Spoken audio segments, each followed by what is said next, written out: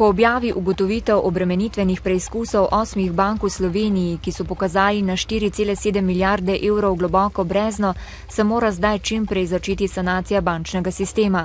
Slovenija čaka na odobritev Evropske komisije za dokapitalizacijo 3 največjih bank, ki bo državo stala dobre 3 milijarde evrov.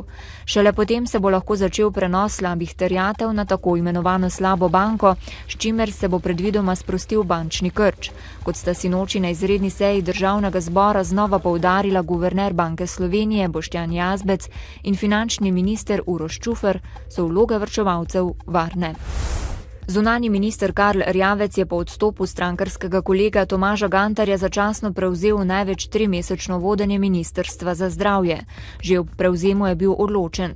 Tudi zdravstveni sistem, tako kot bančni, je treba dokapitalizirati, v koalicijsko pogodbo pa zapisati natančno izvedbo zdravstvene reforme.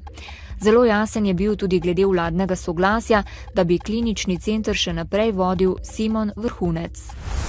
Poslanci v Državnem zboru nadaljujejo razpravo o interpelaciji proti notranjemu ministru Gregorju Virantu. Opozicija vztraja, da je delovanje ministra poskus izbrisa malih občin, dogovor s sindikati javnega sektorja in reševanje problematike izbrisenih škodljivo za državo.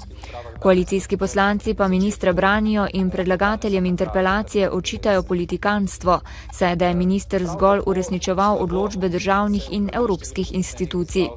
Ministra bo, kot kaže, podprla celotna koalicija, glasovanje o interpelaciji pa bo zvečer. Davkoplačevalci smo izvedeli, kako velika je kapitalska vrzel v naših bankah in koliko nas bo stala njena sanacija. Pri tem se je marsikomu porodilo vprašanje, kaj se bo poslej dogajalo z nepremičninami, ki naj bi jih trgu ponudila slaba banka. Po mnenju poznavalcev na trgu nepremičnin ni pričakovati dramatičnih sprememb. Po prodaji končnim fizičnim kupcem bo banka poskušala iztržiti čim več, k čemur jo zavezuje tudi uredba. Morebitnih popustov bodo deležni le investitorji, ki bodo odkupili večjo količino nepremičnin. Jutri bo pretežno jasno, po nižinah v notranjosti Slovenije se bo zjutraj in deloma dopoldne, ponekod pa tudi večino dneva zadrževala megla ali nizka oblačnost. V nedeljo in ponedeljek bo podobno, v nedeljo bo prehodno nekaj zmerne oblačnosti. Danes v Dnevniku televizije Maribor. Odmevna zmaga mariborskih nogometašev. V Novi Kreditni banki Maribor o obremenitvenih testih. Ovadeni 2 mariborski redarki. Novice Štajerske, Pomurja in Koroške ob 18.